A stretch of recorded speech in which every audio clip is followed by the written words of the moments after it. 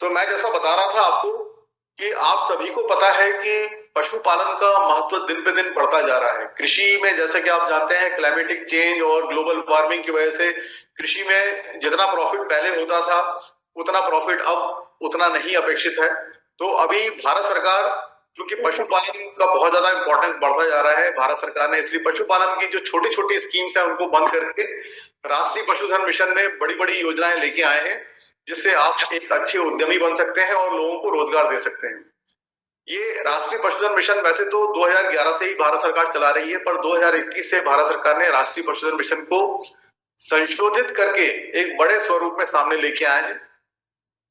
इस योजना में डेयरी को छोड़ के सारी इसमें गतिविधियां हैं। इसमें डेयरी नहीं है, ध्यान देने वाली बात है, इसमें डेयरी नहीं है, क्योंकि डेयरी अपने आप में एक बहुत बड़ा सेक्टर है और उसके लिए भारत सरकार के पास राष्ट्रीय गोकुल मिशन है, जिसमें सारी डेयरी की गतिविधियां हैं।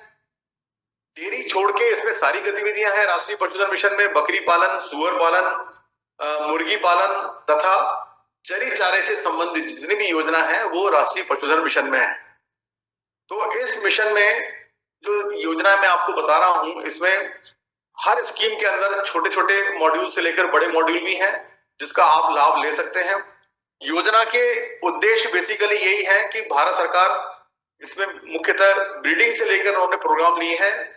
ब्रीडिंग चाहे वो पशुओं की हो, चाहे अगर फीड एंड फॉडर की बात करें तो एक अच्छा चारा उपलब्ध कराने की बात भी इसमें भारत सरकार ने इसी उद्देश्य के साथ, जिससे हमारा उत्पादन बढ़े और पशु उत्पाद जो है उसमें वृद्धि हो, इसी उद्देश्य के साथ भारत सरकार ने एनएलएम में बड़े बड़े योजनाएं लेके आए हैं। अगर हम सबसे पहले मुर्गी पालन की बात करते हैं तो जैसा कि अभी गोयल साहब ने आपको बताया कि नर्मदा नदी की बात करी और दूसरी स्कीम्स की बात करी, दूसरी पक्षियों की बात करी, इन्होंने कड़कनाथ की बात करी। भारत सरकार भी इसमें जो पोल्ट्री की स्कीम है उसमें लो इनपुट टेक्नोलॉजी बर्ड्स को बढ़ावा देने के लिए उन्होंने एक पेरेंट स्टॉक भी रखने की बात कही है, एक हैचरी चलाने की बात करी है और एक नर्सिंग यूनिट भी लगाने की बात करी है कि आपको इसमें 1000 पक्षी कम से कम लो इनपुट टेक्नोलॉजी के बर्ड्स रखने पड़ेंगे और उसमें 100 मेल रखने पड़ेंगे। इसके बाद इनसे जो अंडे उत्पादित होंगे उसको एक छोटी सी हैचरी लगा के उसमें चूजों का उत्पादन करेंगे और इस हैचरी से जो चूजों का उत्पादन होगा उनको आप अपनी मदर यूनिट में, या जिसको हम नर्सिंग यूनिट भी कहते हैं, भारत सरकार का ये कंपोजिट प्लान है जिसमें ये आपको करना है। पर इसमें शर्त यही है कि केवल इसमें आपको लो इनपुट टेक्नोलॉजी बर्ड्स, जिसके बारे में डॉक्टर गोयल ने अभी आपको विस्तार में बताया है, वो वाले पक्षी इसमें रखने हैं। बेसिकली भारत सरकार जो है रूरल पोल्ट्री को प्रमोट करना चाहती है। आप सभी जानते हैं कि मुर्गी पालन के क्षेत्र में ये अपने आप में एक बहुत बड़ा ऑर्गेनाइज सेक्टर है, जिसमें कॉमर्शियल ब्रॉयलर, कॉमर्शियल लेयर की बात करते हैं। परंतु भारत सरकार जो है रूरल पोल्ट्री को प्रमोट करना चाहती है, इसलिए स्कीम के अंतर्गत उन्होंने लो इनपुट टेक्नोलॉजी बर्ड को ही चुना है। लो इनपुट टेक्नोलॉजी बर्ड्स जो होती हैं ये देशी वैरायटी की अपग्रेड वर्जन होता है, जिसके बारे में डॉक्टर गोयल ने अभी आपको विस्तार से बताया है, उसका प्रबंधन के बारे में भी बताया है। उन पक्षियों को इसमें लिया जा सकता है। ये ऐसे लो इनपुट टेक्नोलॉजी वाले करीब 32 वैरायटियां भारत सरकार ने शेड्यूल में रखी हैं। उनके कई प्रकार के नाम है, गिरिराजा, वनराजा, नर्मदा निधि, कड़कनाथ भी उसमें शामिल है, आरआईआर भी है। इस प्रकार से 32 वैरायटियां हैं जिन पे आप काम कर सकते हैं। इसके अलावा अगर हम बकरी पालन की बात करते हैं तो बकरी में 5 मॉड्यूल हैं, कम से कम 100 बकरी वाली, उसमें 5 बकरे, 200 बकरियां, 10 बकरे, 300 बकरियां, 15 बकरे और 400 बकरियां, 20 बकरे तथा 500 बकरियां और 25 बकरों वाली इसमें 5 मॉड्यूल हैं। मतलब 100 के गुणे में अधिकतम 500 बकरियों की इसमें मॉड्यूल है, जिसका आप लाभ ले सकते हैं। इसी प्रकार में अगर एक एक मॉड्यूल की बात करूं तो 100 बकरी वाली इकाई के लिए हमें जो भूमि की आवश्यकता है वो 1 एकड़ भूमि, 200 के लिए 2 एकड़, 300 के लिए 3 एकड़, 400 के लिए 4 एकड़ और इसी प्रकार 500 बकरियों के लिए 5 एकड़ लैंड की आवश्यकता है as per government of India guideline. इसके बाद अगर हम इसमें सब्सिडी की बात करें, जैसा कि मैं आपको बताऊं कि इसमें जो लाभ मिलता है, जो योजना में जो सबसे बड़ा बेनिफिट है वो 50% कैपिटल सब्सिडी का बेनिफिट है। तो जैसे मैंने पोल्ट्री की बात करी तो उसमें जो अधिकतम सब्सिडी है वो 25 लाख तक की है। बकरी पालन में 100 बकरी वाली जो इकाई है उसमें 10 लाख की सब्सिडी की कैपिंग है। 200 वाली इकाई के लिए 20 लाख की, 300 के लिए 30 लाख की, 400 बकरियों की इकाई के लिए 40 लाख की तथा 500 बकरियों की इकाई के लिए 50 लाख की सब्सिडी की कैपिंग है। मतलब अधिकतम आपको सब्सिडी इतनी ही मिलेगी। ये 50% है जो मैं आपको बता रहा हूं, ये 50% ऑफ द प्रोजेक्ट कॉस्ट है। इसके बाद हम इसमें सूकर पालन का भी इसमें व्यवस्था है। सूकर पालन में 2 मॉड्यूल है, एक 100 फीमेल का है और दूसरा 50 फीमेल का है। और इसमें 100 वाली जो इकाई है उसमें 30 लाख की सब्सिडी की कैपिंग है और जो 50 वाली है उसमें 15 लाख की सब्सिडी की कैपिंग है। इसके बाद हम देखते हैं चरी चारा के इसमें प्रोजेक्ट्स हैं जिसमें 4 प्रकार के मॉड्यूल हैं। पहला मॉड्यूल है साइलेज मेकिंग का। आप सभी जानते हैं साइलेज, अगर हम आसान भाषा में इसको बात करें तो ये चारे का अचार कहा जाता है इसको, जिसकी शेल्फ लाइफ करीब 2 साल तक होती है। वैसे तो साइलेज 42-45 दिन में तैयार हो जाता है और एक बार तैयार हो जाने के बाद इसको हम 2 साल तक एनारोबिक कंडीशन में रखते हैं तो वो सुरक्षित रहता है और पशुओं को हम इसको खिला सकते हैं। सेकंड कंपोनेंट है इसमें टीएमआर का, टोटल मिक्स राशन। ये भी आप सभी जानते हैं कि जो हम पशुओं को खिलाते हैं चारा या जो हम उसको दाना और चारा मिला के खिलाते हैं, अगर हम उसको मिक्स करके अलग अलग मिक्स करके खिलाते हैं, अगर हम उसको बना के एक साथ रख देते हैं तो उसकी शेल्फ लाइफ बढ़ जाती है और इसको भी उत्पादन हम कर सकते हैं टोटल मिक्स राशन का। तीसरा इसमें कंपोनेंट है फॉडर ब्लॉक मेकिंग। जो सूखा भूसा होता है उसका बेल बना के अगर हम रख लेते हैं तो ये फॉडर ब्लॉक मेकिंग कहलाता है। इसका हम वैल्यू एडिशन भी कर सकते हैं। जैसे मान लीजिए कई लोग इसमें मोलासेस मिला के विटामिन और मिनरल्स का इसमें मिक्सिंग करके इसका वैल्यू एडिशन करके फिर इसका बेल बना के रखते हैं तो उसकी उसमें कीमत बढ़ जाती है और पशुओं को भी इसमें काफी फायदा होता है, दूध उत्पादन बढ़ता है। तो इसमें ये फॉडर ब्लॉक मेकिंग वाला भी इसमें कंपोनेंट है।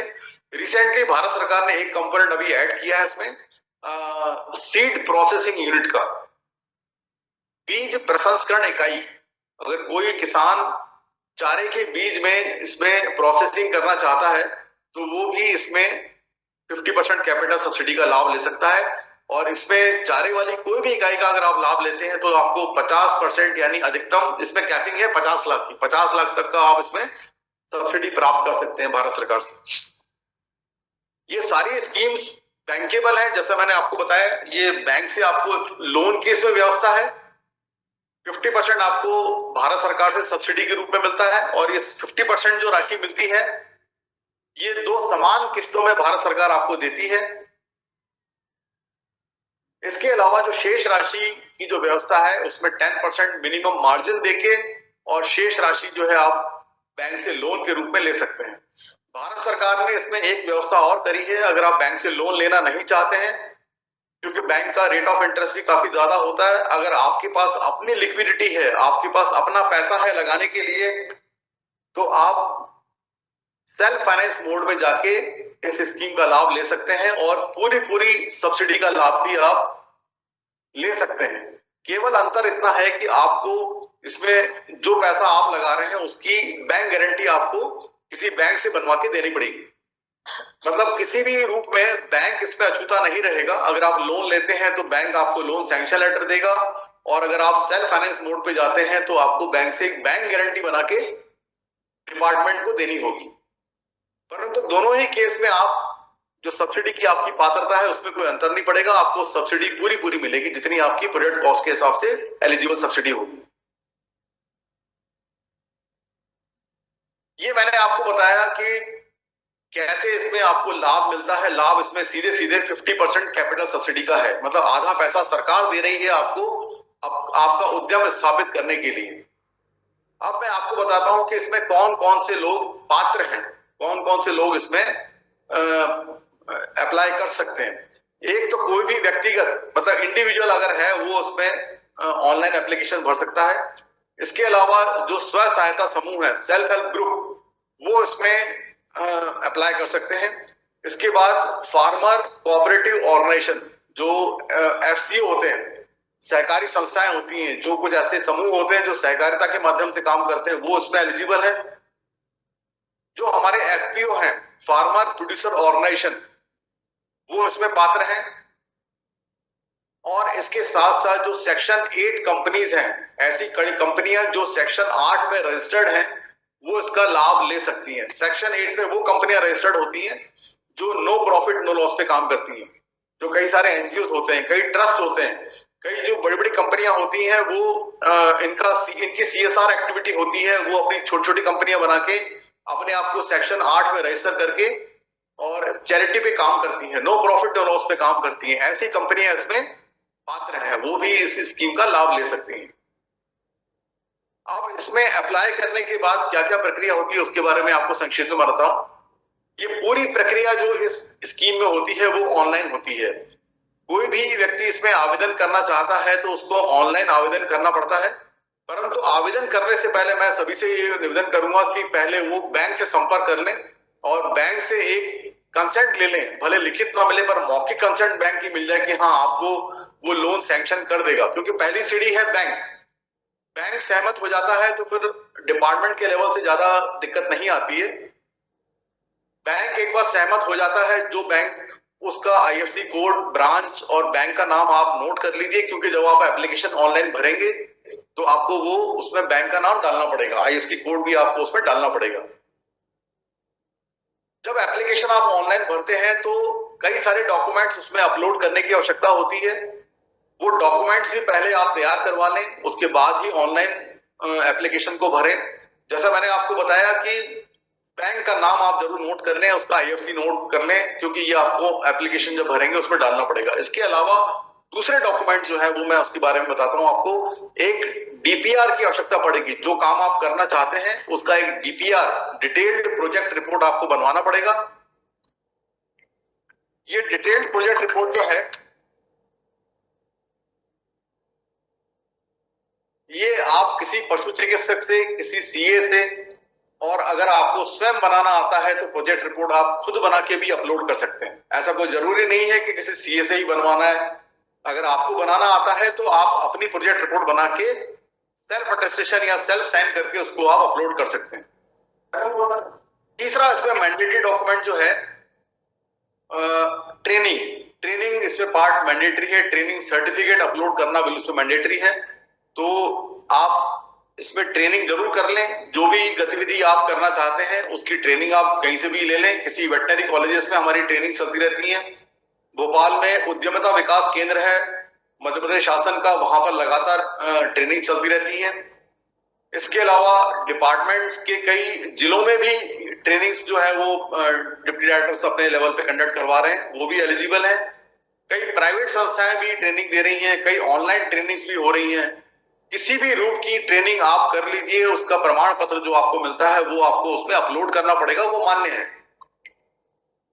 तीसरा इसमें ऑप्शन और है कि अगर आपको अच्छा अनुभव है, जो गतिविधि आप करना चाहते हैं अगर उसमें आपको अच्छा अनुभव पहले से ही प्राप्त है तो आप इसमें एक्सपीरियंस सर्टिफिकेट भी लगा सकते हैं। एक्सपीरियंस सर्टिफिकेट लगाने के लिए आपके पास आपके जो क्षेत्र में जो पशु चिकित्सक है या आपके ग्राम का जो सरपंच है उनसे आप ये प्रमाण पत्र ले सकते हैं कि आपको बकरी पालन का या सुअर पालन का या मुर्गी पालन का आपको अच्छा अनुभव है, तो वो भी इसमें मान्य है। और अगर आपको प्रमाण पत्र कहीं से नहीं मिलता है और आपको पास अच्छा अनुभव है तो आप सेल्फ डिक्लेरेशन भी दे सकते हैं। आप स्वयं लिख के दे सकते हैं कि मुझे जो है बकरी पालन का, मुर्गी पालन का अच्छा अनुभव है और मैं ये इकाई करना चाहता हूं, तो उसको भी हम लोग मान्य करते हैं। तो इसमें ऐसा कोई बंधन नहीं है, किसी विशेष व्यक्ति का ही आपको उसमें प्रमाण पत्र चाहिए।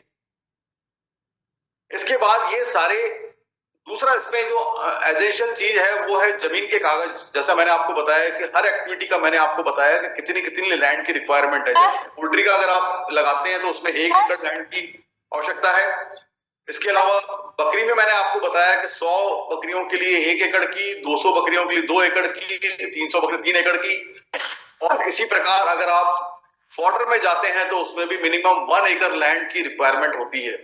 तो जो भूमि की रिक्वायरमेंट है उसके हिसाब से आपके पास लैंड के पेपर्स हैं वो एप्लीकेंट के नाम पर ही होने चाहिए और उतनी लैंड भी एप्लीकेंट के नाम पर होनी चाहिए।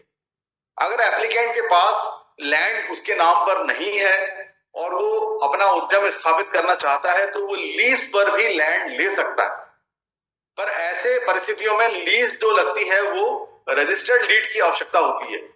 कई लोग क्या करते हैं, एक नोटराइज लीज बनवा लेते हैं और उसको अपलोड कर देते हैं, तो वो मान्य नहीं है। अगर आप लीज पे लैंड ले रहे हैं तो वो लैंड लीज रजिस्टर्ड होनी चाहिए और उसकी जो अवधि है जो उसकी कितने साल की लीज करवानी है, वो कम से कम 8 साल 11 महीने की लीज आपको करवानी पड़ती है उसमें। तो ये ध्यान रखिए इसमें कि आप लीज पे भी लैंड लेके कर सकते हैं। और अगर आपके किसी ब्लड रिलेशन में आपके पास पिताजी की लैंड है, आपकी मदर की लैंड है, और उसमें आप करना चाहते हैं, तो ऐसे केसेस में आपको अपने पिताजी की या मदर की लैंड के जो पेपर है वो अपलोड करने पड़ते हैं। साथ में एक नोटराइज लीज आपको बनवानी पड़ती है, जिसमें आपके फादर मदर जो भी हैं, जो जिनका लैंड आप यूज कर रहे हैं, उनकी तरफ से एक ये सहमति पत्र होता है। और तीसरा एक डॉक्यूमेंट आपको डिपार्टमेंट से बनवाना पड़ता है, जो डिपार्टमेंट का डिक्लेरेशन होता है। वो ये डिक्लेरेशन होता है कि आप जिसका लैंड यूज कर रहे हैं या आपका संबंध क्या है, आपका क्या ब्लड रिलेशन है। वो एक स्टैंडर्ड फॉर्मेट है जो हमने सभी को दिया हुआ है, वो डिक्लेरेशन डिपार्टमेंट की तरफ से आता है। तो अगर ब्लड रिलेशन वाली लैंड आप यूज कर रहे हैं, तो उसमें आपको ये 3 कागज, जिसकी लैंड यूज कर रहे हैं फादर की, तो उसका B1 या जिसको हम खसरा किस्बंदी खतौनी कहते हैं, और एक नोटराइज लीज जो नोटरी से बनवानी पड़ती है, या पिताजी का सहमति पत्र हम कह सकते हैं उसको, और एक डिपार्टमेंट का डिक्लेरेशन। ये 3 पेपर एक साथ आप सिंगल PDF बना के आपको अपलोड करना पड़ता है, अगर ये ब्लड रिलेशन की बात है तो। अब ब्लड रिलेशन की बात मैं आपसे कर रहा हूं, तो मैं यहां पर भारत सरकार ने जो ब्लड रिलेशन की परिभाषा दी है उसको भी मैं यहां क्लियर करना चाहता हूं। भारत सरकार ने ब्लड रिलेशन में केवल पिता, पुत्र और पुत्री, माता पिता और माता पुत्र पुत्री, मतलब अगर उसके बच्चे हैं तो फादर अपने बच्चों को की लैंड यूज कर सकते हैं, और वाइसे वर्सा, मतलब अगर बेटे के नाम पर जमीन है तो पिता भी उसमें अपना काम कर सकते हैं। भाई भाई को इन्होंने ब्लड रिलेशन में नहीं माना है, जबकि भाई भाई ब्लड रिलेशन होते हैं, पर वो ब्लड रिलेशन की परिभाषा में भारत सरकार की डेफिनेशन में नहीं आता है। और एक दूसरा पति पत्नी, पति पत्नी को भी इन्होंने ब्लड रिलेशन, अगर पत्नी के नाम पे जमीन है तो पति कर सकता है, पति के नाम पे जमीन है तो पत्नी भी कर सकती है। तो ये ब्लड रिलेशन की जो परिभाषा है केवल इतनी ही है। भाई भाई को उन्होंने ब्लड रिलेशन नहीं माना। उनका ये मानना है कि भाइयों में विवाद हो जाते हैं तो लैंड डिस्प्यूट्स होते हैं, इसलिए उन्होंने इस परिभाषा से इसको दूर रखा है। तो जैसा भी केस हो, उससे रिलेटेड डॉक्यूमेंट्स इसमें आपको अपलोड करने पड़ेंगे। इसके अलावा जो डॉक्यूमेंट्स हमें लगते हैं वो KYC डॉक्यूमेंट्स होते हैं, जिसमें आधार सबसे मेन डॉक्यूमेंट है, आप सब उसमें सब आ जाता है। पैन कार्ड की आवश्यकता पड़ती है, पैन कार्ड सभी के पास होता है। एक बैंक का 6 महीने का स्टेटमेंट भी आपको अपलोड करना पड़ता है। ये इसलिए भारत सरकार मांगती है, केवल इसलिए देखने के लिए कि आपका जो अकाउंट है वो एक्टिवेट है कि नहीं, वो डोरमेंट फेज में तो नहीं चला गया है। एक कैंसल्ड चेक आपको अपलोड करना पड़ता है। एड्रेस प्रूफ आपको देना पड़ता है, जिसके लिए आधार अपने आप में बहुत बड़ा डॉक्यूमेंट है। एक पासपोर्ट साइज फोटो आपका अपलोड होता है। और सबसे इंपॉर्टेंट डॉक्यूमेंट जो मैंने बताया, ट्रेनिंग सर्टिफिकेट आप कहीं से भी कर लेंगे तो वो डॉक्यूमेंट भी आपको अपलोड करना पड़ता है। एक सबसे इंपॉर्टेंट चीज और है, जिस जमीन के आप कागज लगा रहे हैं, जो जमीन जहां पर आप अपनी इकाई स्थापित करना चाहते हैं, उस भूमि का, उस स्थल का आपको एक GIS कोऑर्डिनेट्स के साथ, जिसमें लैटिट्यूड लॉन्गिट्यूड होता है, वो एक फोटोग्राफ आपको अपलोड करना पड़ता है। मैं ये यहां पर एक चीज और ऐड करना चाहता हूं कि जब आप साइट का फोटो खींचते हैं, उसमें एक ऐप होता है जिसमें लैटिट्यूड, उस ऐप को डाउनलोड कर लीजिए, और उसके बाद जब आप फोटो खींचते हैं तो उस फोटो में लैटिट्यूड लॉन्गिट्यूड आ जाता है। ये आप सभी को पता होगा क्योंकि बड़ा आसान है आजकल। वो ऐप है एक GIS वाला एक ऐप है, वो डाउनलोड करके फोटो खींचेंगे तो वो GIS वाला लोकेशन का फोटो जो है वो खिंच जाता है, और वो आपको उसमें अपलोड करना पड़ता है। ये कुछ डॉक्यूमेंट मैंने आपको बताया जो बहुत इंपॉर्टेंट डॉक्यूमेंट्स हैं, ये आपको अपलोड करने पड़ते हैं। परंतु जब आप फोटो खींचेंगे तो उसमें ये ध्यान रखें कि उस फोटो में केवल प्लेन जमीन का फोटो आए। कई बार लोग ऐसे फोटो अपलोड कर देते हैं जिसमें स्ट्रक्चर पहले से दिख रहा होता है, या कईयों का शेड पहले से बना होता है, चाहे वो डेयरी का शेड हो, बकरी का शेड हो, या पोल्ट्री फार्म का शेड हो, वो प्री एग्जिस्टिंग स्ट्रक्चर पहले से दिख रहा होता है। तो ऐसे केसेस में फिर यहाँ पर रिजेक्शन के चांसेस बढ़ जाते हैं। तो ये ध्यान रखें कि जब फोटो खींचे तो उसमें प्लेन लैंड का फोटो आए, कोई स्ट्रक्चर उसमें हमें ना दिखे। तो ये कुछ इंपॉर्टेंट डॉक्यूमेंट्स हैं, 10 प्रकार के डॉक्यूमेंट्स मैंने आपको बताया जो मैंडेटरी हैं, ये आपको अपलोड करने ही पड़ेंगे। जब आप ऑनलाइन एप्लीकेशन भरेंगे तो और प्रकार के डॉक्यूमेंट भी आपको भरने पड़ते हैं इसमें, जैसे वो कास्ट सर्टिफिकेट भी मांगता है, आपका आपका शैक्षणिक योग्यता का भी उसमें आपसे डॉक्यूमेंट मांगता है, पर वो मैंडेटरी नहीं है क्योंकि इसके आधार पे आपको सब्सिडी नहीं मिल रही है। सब्सिडी सबके लिए फ्लैट सब्सिडी है, 50% कैपिटल सब्सिडी, तो वो डॉक्यूमेंट्स इसलिए मैंडेटरी नहीं है। जो मैंडेटरी डॉक्यूमेंट्स है वो मैंने आपको 10 डॉक्यूमेंट पहले बता दिए। इसके बाद मैं आपको प्रक्रिया बताता हूं कि आप कैसे जब ऑनलाइन एप्लीकेशन भरेंगे तो ये कैसे मूव करती है। जैसे ही आप ऑनलाइन एप्लीकेशन भरते हैं, उसको सबमिट करते हैं, तो वो एप्लीकेशन सीधे स्टेट इंप्लीमेंटिंग एजेंसी जो डिपार्टमेंट ऑफ एनिमल हस्बेंड्री है मध्य प्रदेश में, उसके पास आ जाती है। और वहां पर जो स्कीम के नोडल ऑफिसर्स हैं या जो और रिलेटेड ऑफिसर्स हैं वो उसकी स्क्रीनिंग करते हैं। और जब एप्लीकेशन की स्क्रीनिंग की जाती है उसमें बेसिकली ये देखा जाता है तो ये आपकी एप्लीकेशन एज पर गाइडलाइन है कि नहीं, या जो डॉक्यूमेंट मैंने आपको अभी बताए डॉक्यूमेंट्स जो मैंडेटरी डॉक्यूमेंट्स हैं वो सारे डॉक्यूमेंट्स इसमें आपने अपलोड किए हैं कि नहीं किए हैं, कोई डॉक्यूमेंट उसमें मिसिंग है तो नहीं है। ये सारे डॉक्यूमेंट्स चेक करने के बाद और विशेष करके डीपीआर को हम देखते हैं कि डीपीआर को आपने ठीक से बनाया है कि नहीं बनाया। वो सारे डॉक्यूमेंट्स चेक करने के बाद अगर हमें लगता है कि ये आपकी एप्लीकेशन एज पर गाइडलाइन है तो उनकी फॉर्मेलिटी होती है, वो आगे नॉर्म्स के हिसाब से आपकी स्कीम को आपके एप्लीकेशन को एसेस करते हैं और उनको लगता है कि हाँ ये प्रोजेक्ट वायबल है और एप्लीकेशन ठीक ठाक है, तो आपका सिविल स्कोर भी ठीक है, तो वो आपको लोन सैंक्शन कर देते हैं। मैं यहाँ पर एक बार आप लोगों को बताता हूँ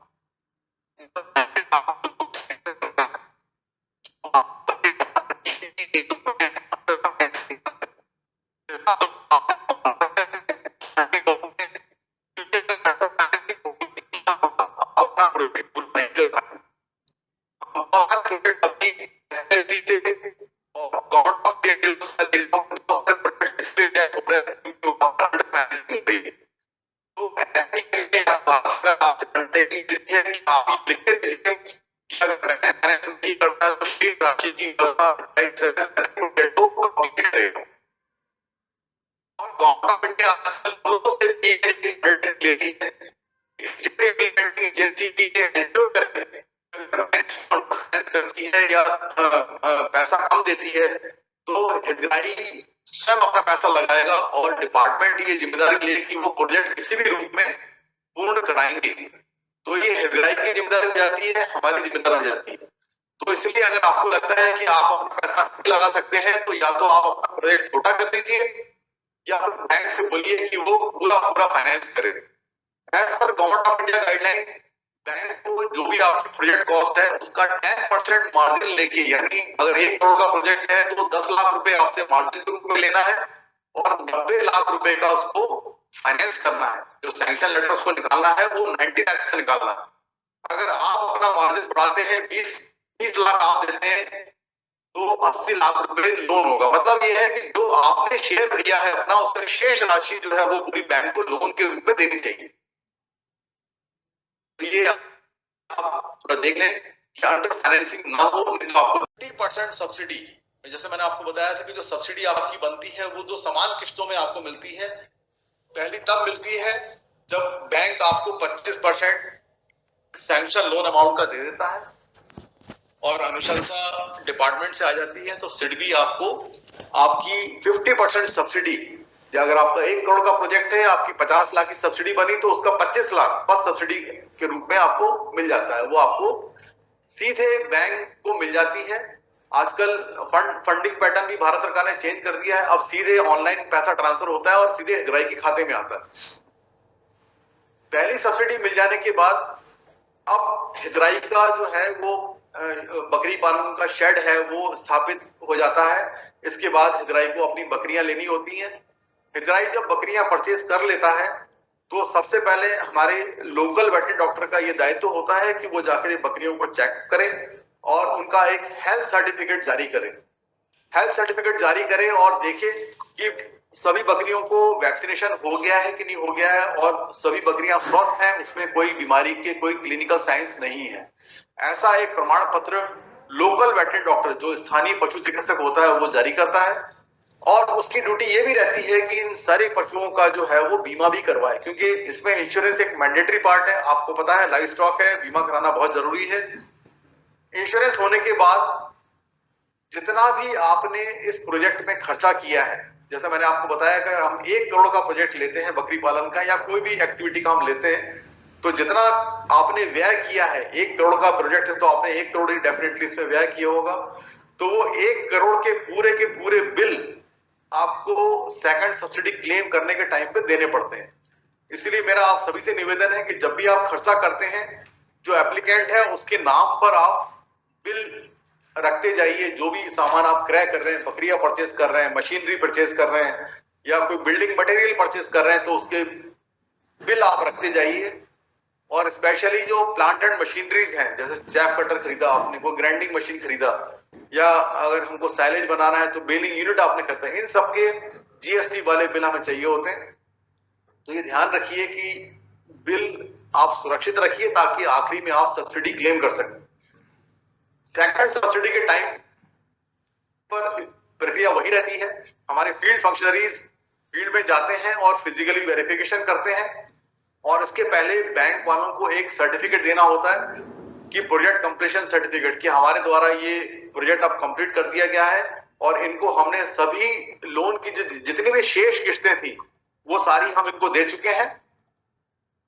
ऐसा एक सर्टिफिकेट फॉर्मेट 4 में होता है, वो बैंक अपलोड करता है। इसके बाद हमारे फील्ड फंक्शनरीज फिजिकल वेरिफिकेशन करते हैं। जो फॉर्मेट 6 है, उस फॉर्मेट 6 में हमारे पास रिपोर्ट आ जाती है।